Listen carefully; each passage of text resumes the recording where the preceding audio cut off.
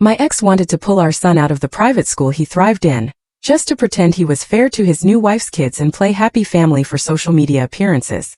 You know, sometimes life throws something at you so wild, so utterly out of left field, that all you can do is just laugh. Not because it's funny, but because the sheer audacity, the unbelievable injustice of it all just breaks you. That's exactly what happened when my ex and his new wife, Michael and Rachel, looked me dead in the eye and told me they wanted to pull my son, my 10-year-old son Tyler, out of his private school. Why? Because they couldn't afford to send her kids there, and for equality, Tyler had to suffer. I couldn't help it. I laughed. Right in their faces. And just like that, I became the villain in their story. Michael and we'd had a pretty decent co-parenting thing going on. He'd have Tyler on weekends, I had primary custody.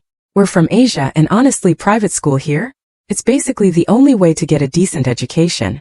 I'd even decided I wouldn't remarry until Tyler was in university, because my focus was him. I'm a banker, I earn enough, and every penny of the pension I get from Michael goes straight into Tyler's savings. I pay for his private school, and yeah, it's expensive, but I can afford it. Then Rachel came along last year. She married Michael, and suddenly, 2 other kids were in the picture. One, a 10-year-old, same grade as Tyler, and an 8-year-old. Tyler already felt like he was losing Michael, because now everything was a group activity, and Michael barely spent time with him alone. On top of that, Rachel, the stepmother, tried to boss him around. Tyler couldn't stand her. The kids were respectful, but they certainly weren't acting like siblings. So this past weekend, Michael and Rachel invited me to dinner. After we ate, they sent the kids away and wanted to talk. And that's when they dropped the bombshell. They couldn't afford private school for the other 2, so for equality, Tyler had to be pulled out of his. They even spun it as a benefit, saying it would be good for the 2 older boys to study together. Same class, same school. I was just outraged. And that's when the laugh came. It was dry, unexpected, but it resonated like a slap across that perfectly set dinner table. Equality? I asked, looking between their faces. Are you really talking about equality? You want Tyler to lose his place at one of the best schools in Valencia to fit into your happy family illusion? Michael tried to calm things down, putting his hand over Rachel's, but it just felt like an act. It's not that, Claudia, he started. Then what is it? I shot back. Do you want to punish my son because you can't offer the same to yours? Is that it? Rachel didn't say anything, but her face, it just changed. She stopped looking me in the eye. She just sat there stiff like I was some annoying ex who just didn't get the common good. I took Tyler and we left. We didn't even finish dessert. Since that night, it's been a whirlwind. They've been blaming me, saying I want their family to fail, that I'm the reason Tyler isn't bonding with the other kids. I told them straight up. Creating bonds between siblings? That's the father's responsibility, not mine. I've never spoken badly about them or their kids to Tyler, but I'm not going to force a bond that needs to come from Michael. And honestly, if Michael starts prioritizing his new wife's kids over his own son, it's obvious Tyler's going to pull away. Now they're calling me insensitive. Rachel even had the nerve to tell me that because of Tyler, she wouldn't deny her children a father. I looked her dead in the eye and said, "You're not very different from an evil stepmother in a fairy tale. Oh, and there's more. Tyler has brand name things that their kids don't, and they complain about that too. My parents spoil him a lot. I'm an only child and he's their only grandchild, so he gets tons of gifts and is treated like gold by my family. And you know what? I am not going to deny good things to my son just because they can't give the same to theirs." I honestly don't know when everything changed. Was it when Michael became someone I no longer recognized? Or when Rachel entered his life and decided Tyler was just another number in her new happy family? The truth is, that night in the restaurant, something in me just broke. I felt humiliated, like they were making a business proposal, not discussing my son's future. And the worst part was how they said it, with polite smiles as if they were doing me a favor. For equality, Rachel had said in that fake sweet voice, as if it were the most logical thing in the world. Wouldn't it be nice for the 3 children to share the same school, the same friends? I interrupted her with that dry laugh. Just came out. I didn't plan it. A laugh that resonated like a slap on that perfectly decorated table. Equality? Are you really talking about equality? I said, looking from Michael to Rachel. Do you want Tyler to lose his place at one of the best schools in Valencia to fit into your happy family illusion? Michael tried to calm the waters. He put his hand over Rachel's, but his gesture seemed more like acting than real support. It's not that, Claudia, he began. Then what is it? Do you want to punish my son because you can't offer the same to yours? Is that it? Rachel said nothing more, but her expression changed. She no longer looked me in the eyes. She sat up straight, as if I were a nuisance, an annoying ex who didn't understand the common good. I took Tyler and left without finishing dessert. Since that day, everything changed. Michael no longer responded to my messages as quickly. Passive-aggressive comments started coming through WhatsApp. Tyler's distant. He's not integrating. You're filling his head with nonsense. I ignored it. For years, I kept quiet for Tyler's sake, not wanting to mess up his relationship with his father. But this time was different. This time they were touching the most sacred thing. Then the inevitable happened. One day, Tyler came back from the weekend with his father, and the look on his face froze me. He said nothing during dinner, ate very little. When I went to put him to bed, he hugged me so tightly. Everything okay, my love? I asked, stroking his hair. Dad said that if I don't accept changing schools, I won't be able to go on weekends anymore. He whispered, almost voiceless. My heart shattered. I didn't cry in front of him. I just hugged him tighter. I waited for him to fall asleep, and that night I opened an old folder full of documents. All the school payments, all the conversations I'd had with Michael about custody. And I called Sarah, my lifelong friend who's now a family lawyer. I need you to help me, I told her, my voice trembling. Michael is crossing a dangerous line. That week, with Sarah's help, I started recording everything. Every message. Every word from Tyler. Every incident. But that wasn't all.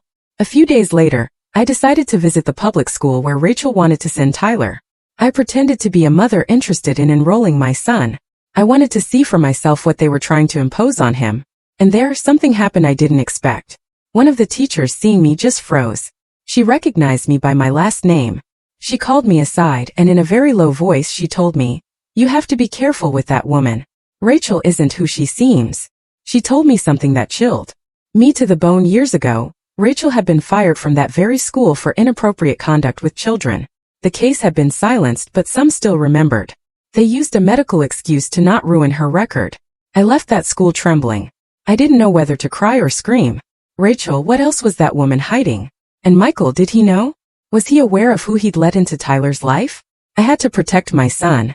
But what I didn't know is that that information was only the beginning. A week later, I received an anonymous message. A number without a name. It just said, "If you knew what Rachel did before marrying Michael, you wouldn't let her within 10 meters of your son." I stared at that message for more than an hour, unmoving. The phone screen stayed lit in the darkness of the living room. And I, completely paralyzed, felt my heart pounding in my temples. If you knew what Rachel did before marrying Michael. The words bounced in my mind like hammers. I got up, went to the kitchen, and poured myself a glass of water. But I couldn't even drink it. I left it on the counter and leaned against the wall. I sat down, breathing deeply. Who had sent that? Why now? And what exactly did I need to know? I didn't respond. Not that night. I didn't want to seem desperate. I promised myself I wasn't going to lose control. The next day, I went to work as always, at the bank office on Main Street in the downtown area. Everything was as always. Impatient customers, cold coffees, and papers that never end. But I was no longer the same. I was alert. Something had changed in me since that dinner with Michael and Rachel. I felt like someone had woken me up from a long sleep. Sarah, my lawyer friend, called me mid-morning. "I need to see you today," she said urgently. "And Claudia, don't underestimate this woman.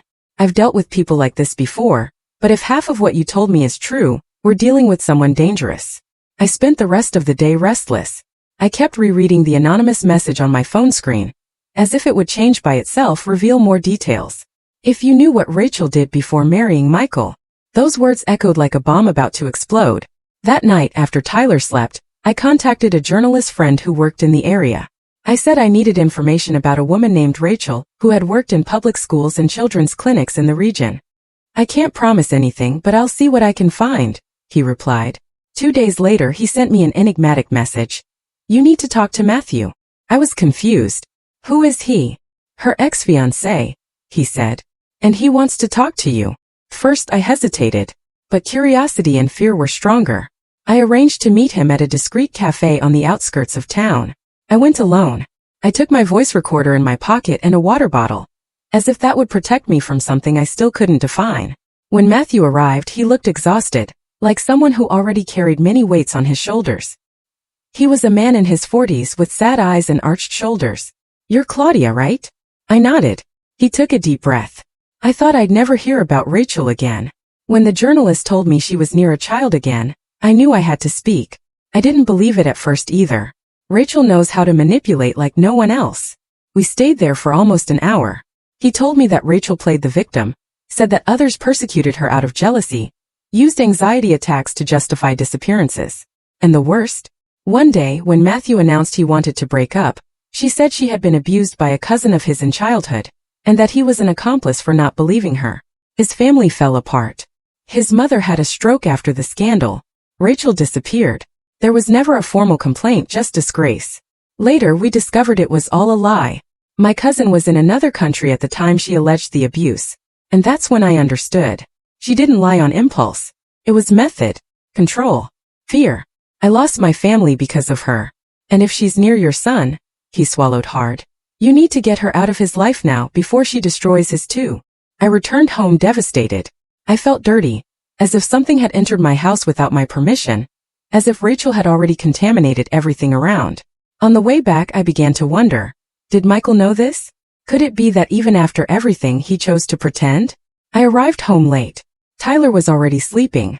I kissed his forehead, held his hand, and there, kneeling beside his bed, I made the most serious promise of my life. No one will touch you or manipulate you, or use you as a chess piece in an adult game. I will protect you, son, until the end. The next morning, I asked Sarah to come to my apartment. I told her everything. I showed her the audios, the screenshots, everything Matthew had told me. She listened in silence. In the end, she just said, "We're going to do this the right way, legally. But first, we need evidence." Sarah suggested a bold idea. She would help me formally register an incident diary with date, time, and description of everything. Every reaction Tyler had after returning from his father's house. Every strange phrase. Every behavioral change. "And there's more," she said. "We can use a recorder. Something Tyler carries without realizing. For his safety. Just to protect ourselves." First, I hesitated. It was a delicate line. But after everything I heard about Rachel, there was no more room for naivety. I put a small recorder in his backpack, camouflaged among the pockets, and I waited. What I heard afterward took away my sleep for nights. In the recording, Rachel spoke with Tyler while helping him put away his toys. Her voice was calm. Too calm even. But the words were pure poison. "You know, Tyler, your mother has been saying ugly things about us. And if she continues like this, maybe she'll get sick. So sick that she needs to go to a hospital. And nobody wants that, right? You're an intelligent boy. You know what you should tell the judge, right? That you want to change schools, that you like the new family, that you're happy." My skin went cold. I advanced the audio more. Disguised threats, more distortions, soft words with sick intentions. The next morning, I called Carmen, a woman who had been Rachel's colleague at a children's school in the city. Sarah had gotten the contact. "Rachel," she said as soon as I mentioned the name. "I don't even want to hear about her." After hesitating a bit, she agreed to meet me. We talked in a park overlooking the sea. Carmen was direct, no beating around the bush. She handed me a folder with documents she had kept out of fear. Internal files, reports about her behavior with students, emails exchanged between teachers about inappropriate conduct, always covered up by administration. I read everything in silence. Carmen looked at me with pity. When I closed the folder, I took a deep breath and said, "Thank you. You just gave me the tools to save my son. Don't thank me yet. Use all this before it's too late." I returned home with a knot in my stomach. I put all the documents in a folder labeled Justice. I printed transcriptions of the recording. I contacted Sarah, and so between tears, anger, and determination, I made my decision. That same night, I would file for exclusive custody and a protective measure against Rachel. I wasn't going to wait for the next blow. War was declared, and I wasn't going to lose. That night, after putting Tyler to bed, I sat in the kitchen, staring fixedly at the red folder labeled Justice. It seemed to contain more than just papers. It seemed to contain my last hope of protecting my son. I texted Sarah, and we arranged to meet early at her office the next day. I knew I couldn't waste time. I arrived there before the door even opened. Sarah received me with a tight hug. She had already heard a snippet of the recording I sent by email, and had her eyes full of indignation. "This here isn't just a veiled threat, Claudia," she said, turning the laptop toward me. "It's emotional extortion against a child, and it's illegal. We can file for a protective measure, not just for you but mainly for him." I took a deep breath. I didn't want Tyler to go through court psychologist hearings, but I realized that if I didn't do this now, the consequences would be worse. Sarah guided me to continue recording, but more carefully. Tyler couldn't notice. His protection was priority.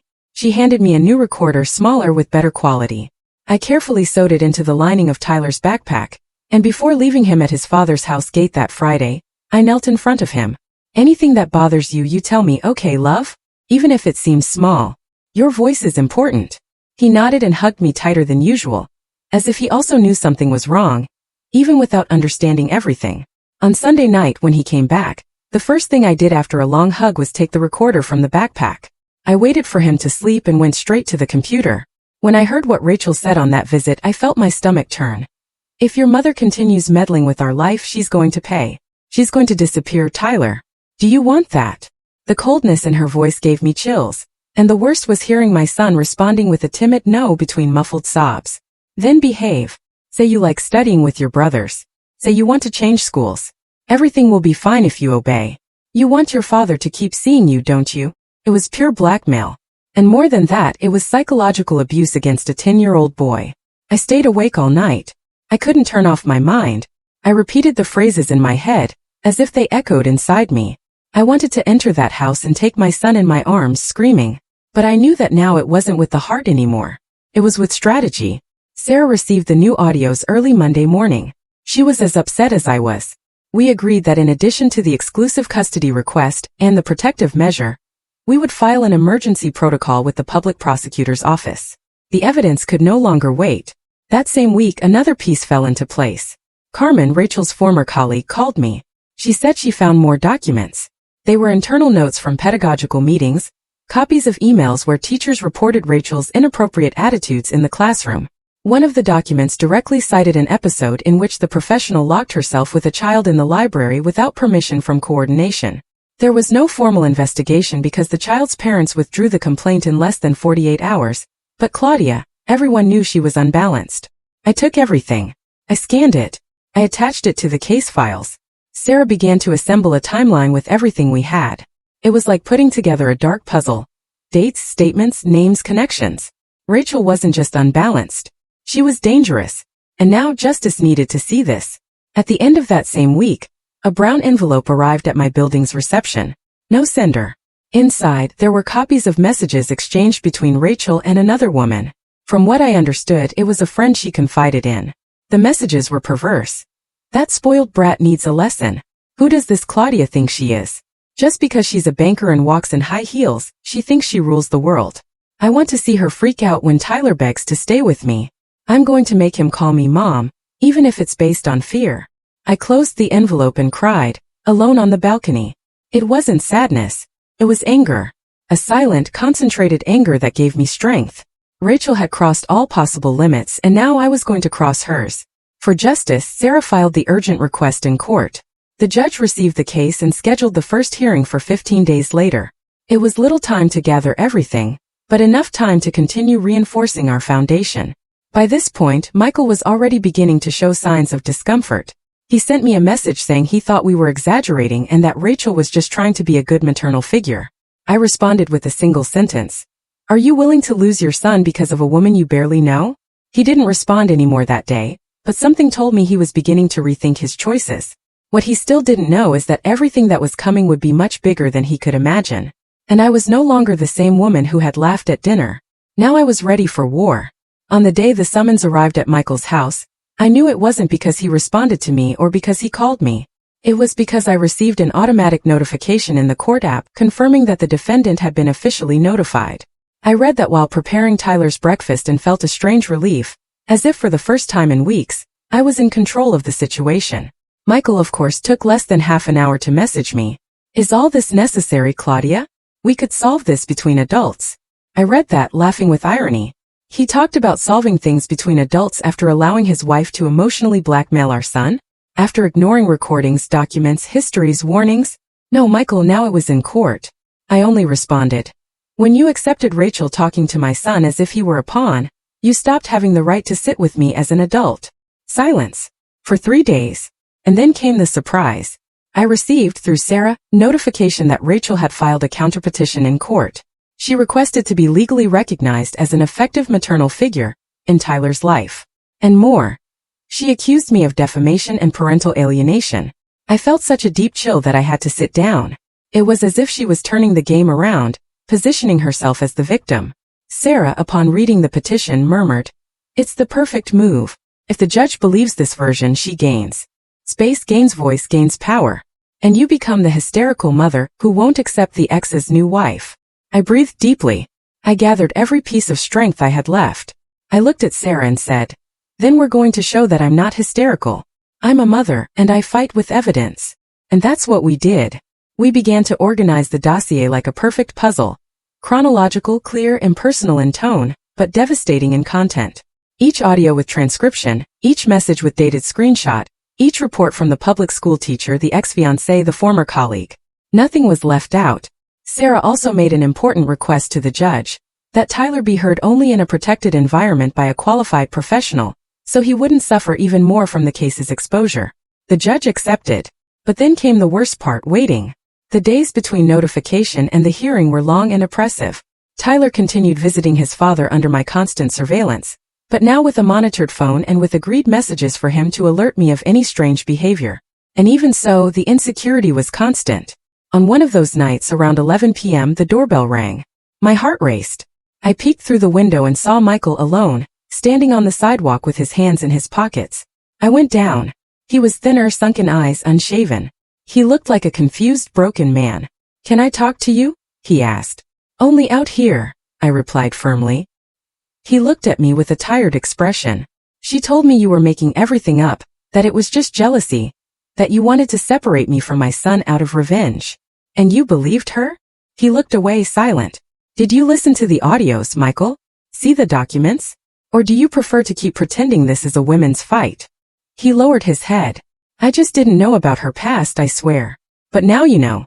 And even so, you stayed quiet." He lowered his head. I didn't know how to get out of this.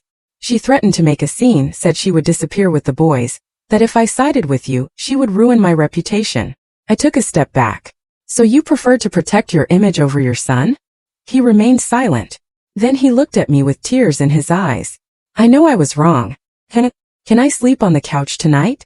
Just to see Tyler tomorrow morning?" My instincts screamed to send him away, but there was something in his voice. Fragility. Real regret. I didn't trust him, but Tyler still loved him, and at that moment my priority was to keep my son emotionally stable. One night, just one, Michael slept on the couch. The next day he prepared breakfast with Tyler. They both laughed, talked about soccer. For a brief moment I saw there the father he used to be. But I didn't forget. 2 weeks later the hearing day arrived. In the courthouse corridors, Rachel paraded with a light dress and a fake smile. She was accompanied by a slick lawyer and maintained the expression of a perfect wife. Michael was on the other side of the waiting room, sitting alone, fidgeting with his hand. Sarah squeezed my shoulder before we entered. "Everything is ready. Just breathe. Today the turnaround begins." And so we entered the room. The judge serious. Rachel with a theatrical gaze. Tyler, not present, thanks to the decision to be heard in a protected environment the following week. We started with presentations. Rachel made sure to speak first. She said she loved Tyler like a son, that she just wanted him to be happy, that the public school was more inclusive, and that I, Claudia, was controlling, aggressive, and incapable of accepting that the family had changed. Sarah stood up calmly. She handed the documents to the judge, asked to project the transcriptions, and with a firm voice began to read one by one the phrases said by Rachel to Tyler. "If your mother continues meddling, she's going to disappear. Tell the judge you want to live with us or your mother will go to the hospital." The judge frowned. Rachel began to shake her leg. And then came the moment that changed everything. Sarah called one last name to testify, Michael. He hesitated. He got up slowly. The judge authorized him to speak as long as it was brief. He cleared his throat. He looked at me. Then he looked at Rachel, who stared at him with contained anger. And then with a low but clear voice he said, "I was an accomplice. I stayed silent when I saw that Rachel was crossing the line. She manipulated Tyler. And she manipulated me too. I didn't know how to protect my son, and I deeply regret that." Rachel jumped up screaming, "Traitor! Liar! You promised me." The judge banged the gavel, ordering silence and her removal from the room. Rachel was taken out, screaming that none of this was going to stay like this, while Michael lowered his head in silence. The judge looked at me, then at the papers. "Due to the seriousness of the evidence presented, I grant a precautionary measure in favor of the petitioner. From today, Claudia will have temporary exclusive custody, and Rachel is prohibited from any contact with Tyler until further notice. I felt my legs tremble. Sarah held me. This is just the beginning, but we won the first battle. I left that courthouse with tears in my eyes, not of sadness, but of relief and of a new kind of strength that was being born inside me. They were the strangest days of my life. The feeling of having won a battle, even if provisional, gave me relief but not peace. Rachel had been removed from the equation for now, but I knew that her silence was just the deep breath before the next attack. Tyler didn't know everything, of course. I only explained that the judge had decided he would stay for a while without seeing Rachel, and that his father would see him at organized times and by appointment. He looked at me for a while, thoughtful, and then said, "So can I sleep without fear?" I swallowed hard and hugged him. "You always could, but now you don't have to prove it to anyone anymore." The following week, Sarah and I concentrated our energies on organizing the material for the next hearing, the one that would define definitive custody and the validity of all accusations. But something still bothered me. The brown envelope, the anonymous message, the warning that there was more about Rachel, and mainly why that had reached me. And it was in this whirlwind that another piece of the puzzle fell into my lap. A new envelope, this time not left at reception. It was slipped under my apartment door. No sender, no stamp. Inside, a single printed photograph on glossy paper. In it, Rachel kissing another man. But what made me sit on the floor wasn't the betrayal itself. It was the place where it happened. The parking lot of the very building where she and Michael lived. In broad daylight. Without hiding.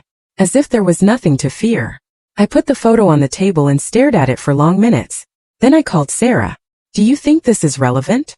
"It's more than that," she replied. "It's emotional ammunition." Rachel always used the role of the faithful wife who just wants to take care of her stepson. If this here is real, Michael needs to see. And it could be the push that's missing for him to take sides once and for all. I confess I hesitated. I didn't want more problems. But something in me said that was the time. I waited until the end of the afternoon and went to Michael's building. He answered with a dejected face. "Claudia, if you came to argue, please don't." "I didn't come to argue," I interrupted. "I came to show you something." I extended the photo. He took it, stopped, and his expression changed. It was as if someone had pulled the floor from under his feet. He sat on the lobby sofa, stayed for a few minutes in silence, and then spoke in a tone I had never heard coming from him. It was with him that she spoke secretly. I suspected, but I thought it was just jealousy on my part. "Now do you understand who you put your son to live with?" He didn't respond. He kept looking at nothing for a few more minutes. "I let her do whatever she wanted," he murmured. "With me. With Tyler. With everything. Because I felt guilty for having failed as a father in the beginning, for not having stayed with you, for not having acted. So I accepted what came after, thinking it was my penance. And now." He looked at me finally, and in that look there was shame, fear, but also something new. "Now I want to fix it." That same night, he sent me an audio without warning. He said he wanted to confess everything. That he recognized his omission, that he validated every step of my legal action, and that if needed, he would be willing to testify again, including about things that weren't yet in the record. Sarah heard the audio and was surprised. "I believe we have more than we needed," she said. "But this is gold." In the following days, we received confirmation that the final hearing was scheduled for a week later. Sarah asked me to rest, stay calm, avoid interactions with anyone connected to Rachel. But of course she didn't cooperate. 3 days before the hearing, I received an anonymous call. I no longer answered unknown numbers, but I was distracted. It was her. "You think you won, don't you?" she said with a voice full of venom. "But this is just the beginning. I'm going to show who you really are. Claudia, I have my own contacts. You want war? You'll have war. You already started the war, Rachel, and justice is responding. Get used to it." I hung up. On the morning of the hearing, I wore the blue blazer my mother gave me on my first day as a bank manager. I looked at myself in the mirror and saw a woman who had gone through hell and was there, standing. Tyler hugged me before leaving for school with my sister-in-law. "Today is that judge day?" "Yes. You're going to win, Mom." I already won just for hearing that. At the courthouse, Rachel arrived in black, dramatic. She stared at everyone with the look of someone trying to intimidate. But she didn't intimidate anyone anymore. Not even Michael, who this time sat on my side. When the judge started the proceedings, Rachel asked for the floor. She talked about her emotional crisis, her love for Tyler, her role as victim of a spiteful ex. She tried to cry, but there were no tears, just acting. It was then that the judge looked at me. "Mrs. Claudia, would you like to make a statement?" I nodded. I stood up and I spoke. I said everything, Your Honor. I am not here as an ex-wife, nor as someone hurt. I am here as a mother. I presented evidence, recordings, documents, testimonies. Everything in this process shows that Ms. Rachel used emotional manipulation, veiled threats, and lies to try to take my son from me.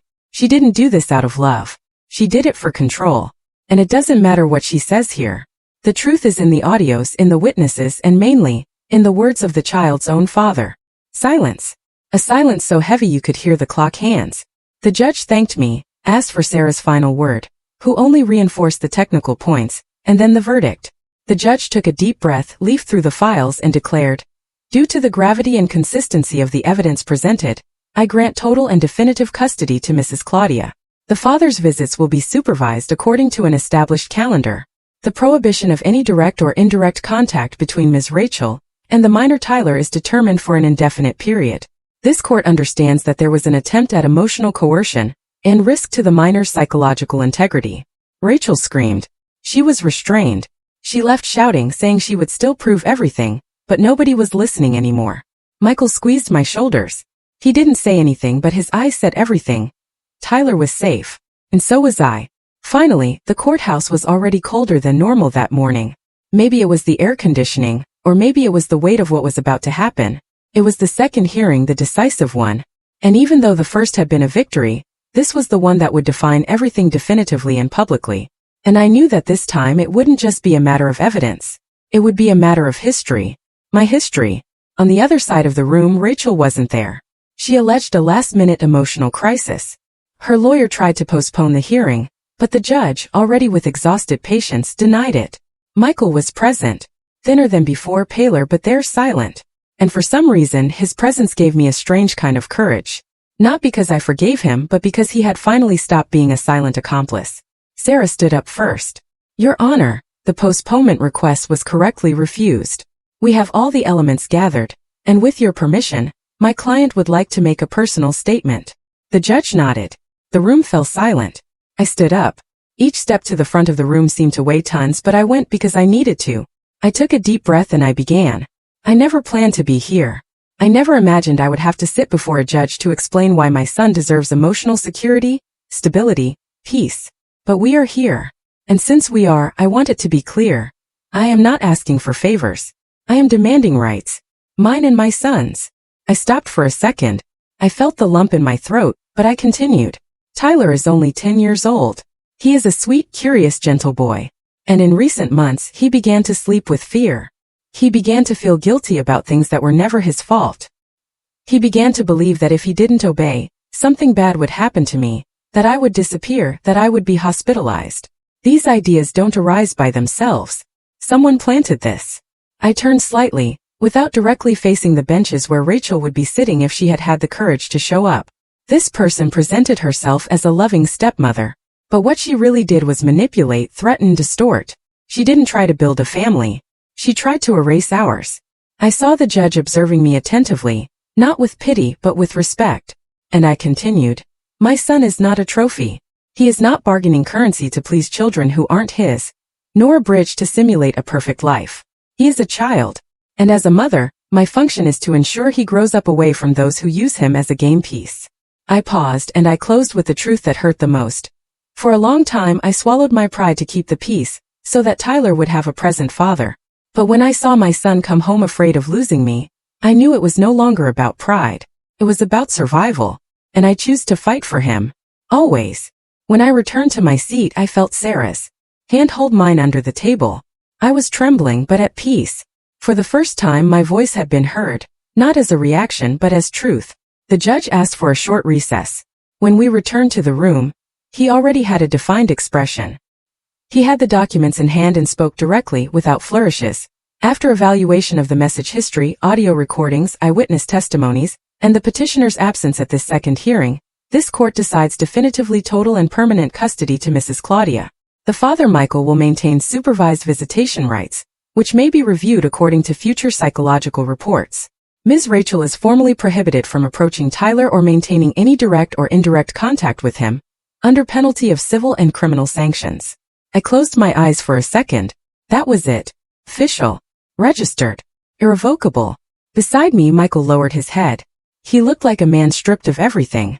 At the end, the judge still made sure to add, "May this process serve as an example to remember that true affection never comes from imposition or manipulation. Children are not tools of vanity or revenge. They are beings in formation, and this court will always be on the side of childhood." Upon leaving, the sun seemed stronger than ever. It was as if the world had finally returned to spinning in the right direction. But we barely knew that even though legally defeated, Rachel still hadn't given up. 2 days later came the first attempt at digital invasion. An attempt to access my bank account through the bank app. Fortunately, the system blocked it.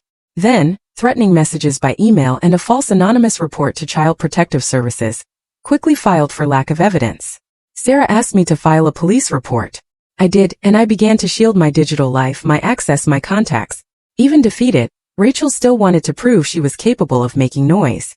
But now I had evidence. I had court decisions. And I had people by my side. Tyler, on the other hand, began to change. He went back to sleeping better. He went back to laughing, watching cartoons. He went back to eating cereal, singing silly songs. One day, out of nowhere, he told me, "Mom, now I know you'll never leave me." I responded with the only thing I could. "And you'll never lose me, even if the whole world tries." The war seemed to be over, but deep down I knew people like Rachel never retreat completely. But now I was prepared. I thought that after the hearing she would disappear, that the weight of the judicial decision and public humiliation would be enough to keep her away. But I underestimated the power of someone like Rachel's wounded ego. She didn't lose. She was exposed. And people like her can't stand being unmasked. The first sign was subtle. Invasion attempts on my banking app. I received 2 alerts in less than a week. My password had been incorrectly changed 4 times. On the 4th, the system temporarily blocked my access for security. I called directly to the manager of the branch where I worked.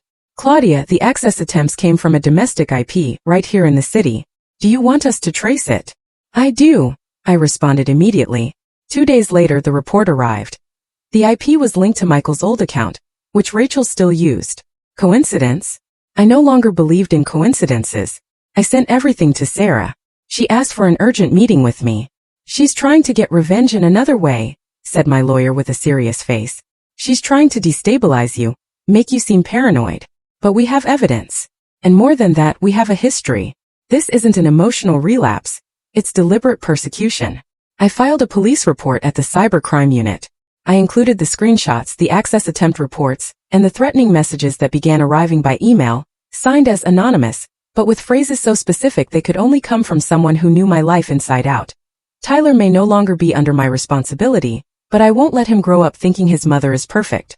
You're going to fall with degree or without degree. The messages didn't shake me. They alerted me. But Tyler didn't know this. For him, things were improving. He had returned to school with a shy smile, reconnecting with friends, reconnecting with himself. He didn't deserve to carry anything more. I would shield him from everything. But then came the lowest blow. The following week, I received a visit from 2 Child Protective Services employees. They appeared at my work with badges, serious faces, and a folder in their hands. They said they had received an anonymous report alleging emotional negligence and inappropriate exposure of the child to extreme legal conflicts. They said I would be using my son as an instrument of revenge.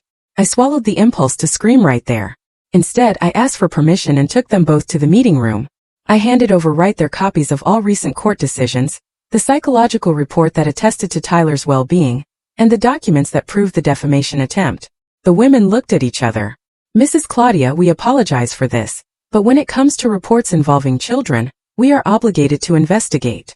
"I understand," I replied with a controlled voice. "But I am also obligated to protect my son from dangerous people. This report is false, and you know it." They nodded discreetly. The next day, I received notification that the process had been filed for lack of evidence. But Rachel's message was clear. She didn't need to be physically present to try to destroy my stability. She could attack from all sides. Sarah requested the judge to expand the protective measure. In addition to the prohibition of contact with Tyler, which was already in effect, she also asked for prohibition of contact with me by any means. It was approved the same day. But Rachel once again responded as she knows how, theatrically. The following week, her lawyer filed a petition requesting the reopening of the process, alleging that his client was under strong emotional crisis in the previous period and could not defend herself correctly. He included a psychiatric report done by a suspicious professional declaring that she suffered from severe anxiety disorder and that her absence was a consequence of a nervous breakdown. The judge scheduled a hearing to evaluate the request, and for the first time I myself asked to speak. Not to defend myself but to tell. To tell everything. I entered the room wearing the same blue blazer, not as a symbol of strength, but as a reminder of everything I faced wearing it. I stood up when authorized and faced the judge with serenity. Your Honor, I don't come here to ask for pity nor punishment. I come to ask for protection. I am a mother, and as a mother, I fought to protect my son from manipulations, threats, psychological pressures. I fought with documents, with audios, with witnesses. I won with evidence. Now this woman wants to reopen the case alleging an emotional breakdown. But what about my son's breakdown? And the crying before sleeping? And the audios where she threatens that I'm going to disappear? Was that an outbreak or was it premeditated? The judge maintained a serious but attentive look. Rachel is not sick. She is frustrated because she couldn't control a boy, because she lost the narrative, because it wasn't love, it was power. And now that she lost that power, she tries to manipulate the system. But my son is not a battlefield, and I am not her rival. I am his mother, and I want peace. I returned to my seat in silence. Sarah was visibly emotional. The judge requested review of the psychiatric report by a team appointed by the court itself. The final decision would come soon. But for me, at that moment, I already felt I had won something even greater. It wasn't about Rachel, nor about Michael. It was about me. I was no longer the woman who doubted, who hesitated, who stayed silent. I was the woman who spoke, who exposed, who protected, and above all, who was no longer afraid. The judge's decision didn't take long to come out. In less than 2 weeks, Rachel's psychiatric report was disqualified by the court team. The specialist appointed was direct in the opinion. There are no signs of psychotic outbreak or mental incapacity in the mentioned period. The petitioner's behavior is compatible with deliberate emotional manipulation and conscious strategies of social victimization. The judge ended any attempt to reopen the process there. The protective measure was maintained and expanded. Rachel could no longer have contact with me or Tyler indefinitely. The process was officially closed. Leaving the courthouse, there were no screams, no scandal, no scene. Rachel didn't even show up. She received the notification at her new residence, where she allegedly was receiving treatment, and she disappeared. But it wasn't about her that I was thinking that day. It was about Tyler. He still didn't know everything. He knew he was protected, that he wouldn't see Rachel anymore, that everything had passed. But what he never knew was how much had to be faced behind the curtains, so he could simply be a child. And for that reason, that weekend, I prepared a simple dinner with his favorite lasagna and let him choose the movie. We laughed, ate, lay on the couch together. For the first time in a long time, there was silence. Not the tense silence of when we were waiting for the next blow, but the peaceful silence of those who know they are home. It was the next day that everything happened. I received a call from an elderly woman named Teresa. I was confused at first, until she explained she was a cousin of Michael's mother. She had learned about everything from the local newspapers. The story had circulated after the judge's decision, especially for involving a complex custody dispute and the accusation of child manipulation. She asked to see me. She said she needed to give me something. We met at a discreet cafe in the city center. Teresa had an old envelope in her hands, yellowed by time, tied with a light blue ribbon. She placed it on the table and said, "This here was from Helen, Michael's mother. She wrote it shortly before passing away. It was for Tyler, but Michael never had the courage to deliver it." I opened the envelope with trembling hands. Inside, a letter written with firm and loving handwriting. I read it there in the middle of that cafe with teary eyes and a racing heart. "Dear Tyler, I may no longer be here when you can read this letter, but I want you to know that from the first day I learned of your existence, you became the joy of my soul. Your father may have his flaws, as we all do, but you are pure. You are loved. You are strong. Never let them erase who you are to fit into families that don't respect you. Your mother is a woman of courage. Never doubt how much you are wanted. With eternal love, your grandmother Helen." I closed my eyes tightly, feeling the tears flow. That letter was a gift. A reminder. A symbol. When I got home that night, Tyler was already sleeping. I entered his room slowly, knelt beside the bed, and put the letter inside a new envelope with his name on the front. I wrote by hand. "To open when you're old enough to understand the world. With love, Mom." But deep down I knew he already understood more than he should. That letter, kept in a box next to the process documents, would one day be the thread between chaos and love. And that he would understand once and for all that he was never just a piece among adults. That he was always loved by me. And by someone who even in silence tried to protect him until the end. In the following days, Michael sent me a message. He didn't ask for anything. He just said, "Thank you for not destroying my image for Tyler. He still looks at me as a father. That's your doing, not mine." I thought about responding. I didn't respond. I preferred to let silence work in his favor. He began to change gradually. He went back to picking up Tyler from school once a week, with supervision as agreed. He took him for ice cream. They played ball in the park. Without Rachel's presence. Without pressure. Without little theaters. It was the first time in years that I saw Michael acting not as a father who needed to prove something, but as someone who just wanted to regain what he let slip away. And Tyler? Tyler went back to truly smiling. He went back to drawing. He went back to saying "I love you" without fear. He went back to being what every child has the right to be, light. And I also allowed myself to breathe. Not to forget, but to begin. Because in the end, this victory was never just about custody processes or hearings. It was about giving back to myself the right to be firm, the right to not accept less, the right to say, "I fought and I won." I thought the silence would be definitive. After the sentence. After the filing of the reopening attempt. After Rachel had disappeared from the city. I imagined or wanted to believe that she had finally given up. But that was underestimating the desperation of someone who loses control. 2 weeks after the final hearing, I received a letter. A thick envelope coming from another state. No visible sender, but with the seal of a psychiatric evaluation center. When I opened it, I was sure it was Rachel. The letter began with her round, almost childish handwriting. "Claudia, I know you think you won, but time puts everything in place. I'm being evaluated. Soon I'll have my report revised. You can't exclude me from Tyler's life forever. He's going to grow up and realize what you did. He'll understand that you manipulated everything to look like a heroine. I'm going to come back. And when I come back, I'll ensure the court reviews this entire process." I closed the letter without finishing. I didn't feel fear nor anger.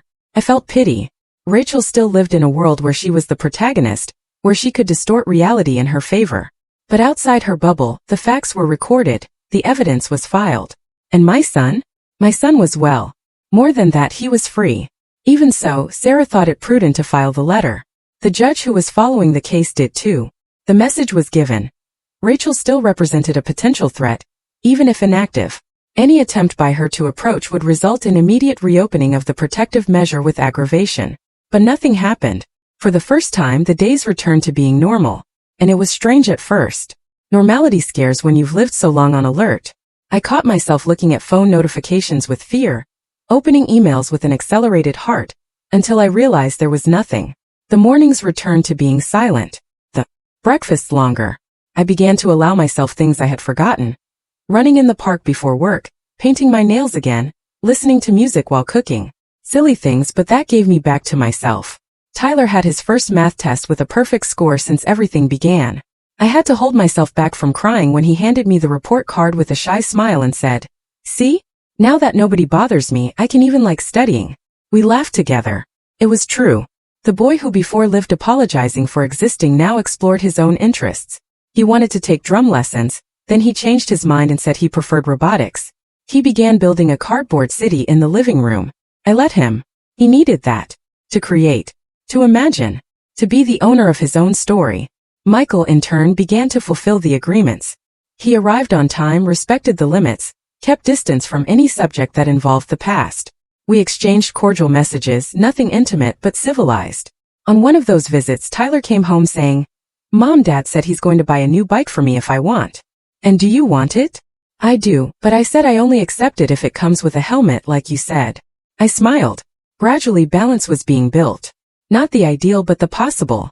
And then one night, after putting Tyler to bed, I sat on the couch with a cup of tea and found myself crying for no apparent reason. They were silent tears, not of pain, but of accumulated exhaustion. There, at that moment, I realized the war was over. Not because Rachel had disappeared, but because I no longer feared her. I no longer reacted. She no longer had a way to reach me. I had evidence, shields, lawyers, testimonies. But most importantly, I had consciousness. And she didn't. It was the end of a cycle. The following week, I reorganized the house. I donated toys Tyler no longer used. I opened space in the closet, and I took from the last drawer a sealed envelope. Grandmother Helen's letter.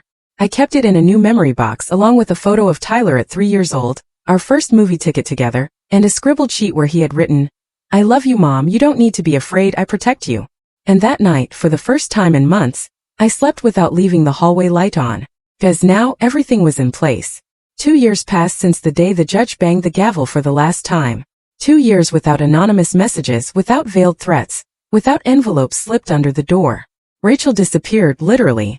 According to the last court record, she continued in another state under voluntary clinical monitoring, but nobody saw her anymore. No new approach attempts, no new process, no movement. Deep down, I knew she would never accept defeat, but I also knew that for someone like her, the absence of a stage was the worst punishment. Rachel didn't need to be imprisoned. It was enough not to be heard. Tyler, he flourished. At 12 years old, he seemed like another boy. He had his own opinion, sense of justice, and a lightness that I thought time had stolen. He joined the robotics club, won a school prize, and in one of the pedagogical meetings the teacher told me, "Your son is brilliant and very sensitive. He always asks if classmates are okay. Sometimes he seems more adult than us." I smiled with full eyes. I didn't tell her what he had already seen, heard, and felt. I just thanked her. Tyler was building his own narrative now, without the ties of the past. I, for my part, decided it was time to help other women. I started writing a small text in a single mother's forum. I told, in general lines, how I faced a painful process to protect my son. The text went viral. Messages came from women from various places. Some thanked, others asked for advice. In a short time, I created an online profile to share reflections, guidance, support. I didn't take long to realize that what I lived wasn't an exception. It was routine disguised as normality. I began attending meetings, lectures, courses about conscious parenting and emotional abuse. And then one day I was invited to give a small talk at a local seminar. My first reaction was to say no. But Tyler, who overheard the conversation by chance, said, "Mom, remember when you told me that whoever has a voice has to use it?" I took a deep breath and I accepted. That night, before about 50 women, I told my story with an open heart. Not as a martyr nor as a heroine, but as a woman who almost collapsed and survived. I spoke of sleepless nights, of silence, of anger, of guilt, of strength. And when I finished, an elderly lady hugged me and said, "You said what I could never say. Thank you for lending me words." It was in this type of reunion with the world that I found myself again. I didn't start dating right away. My focus was still Tyler work projects. But on a random afternoon, during an art exhibition about motherhood, a woman approached. Julia. Wavy brown hair, lively eyes, camera hanging around her neck. "You're Claudia, right? From yesterday's talk?" I was very moved. I'm a documentary photographer, and I work with real mother stories. "Can I show you my work?" I accepted. We had coffee, then another, then we exchanged numbers. And gradually, Julia became part of my routine. Without invading, without forcing, without filling a void. She didn't come to complete anything, just to add. Our relationship was built calmly, with respect for Tyler's time and mine too. She never tried to be anyone's substitute, just a safe, caring presence. And Tyler, surprisingly, accepted her naturally. "You like her, don't you, Mom?" "I do. She makes you smile." "It's true." "Then it's good." And it was good indeed. It wasn't easy. It wasn't without doubts. But it was real. Today, at 38 years old, I look at myself in the mirror and see a woman who fell, who was afraid, who was judged, but who won. Not because of the court sentence, but because of everything she built after it. I have a stable career, an integral son, a support network that I helped form myself, and a life that, even with scars, pulses with truth. Grandmother Helen's letter remains stored. Still haven't given it to Tyler. I think he'll know when it's time. For now, it stays there at the bottom of the memory box, as a symbol of everything that time tried to erase and couldn't. Sometimes I still receive messages from mothers on my online profile. Some in despair, others beginning to strengthen. I always respond with affection, with firmness, and with a phrase I wrote once and that now became almost a motto. When you lose everything, only truth remains. And truth one day finds the right courage to be told. And that's how I started over. Without fear. Without Rachel. Without ghosts.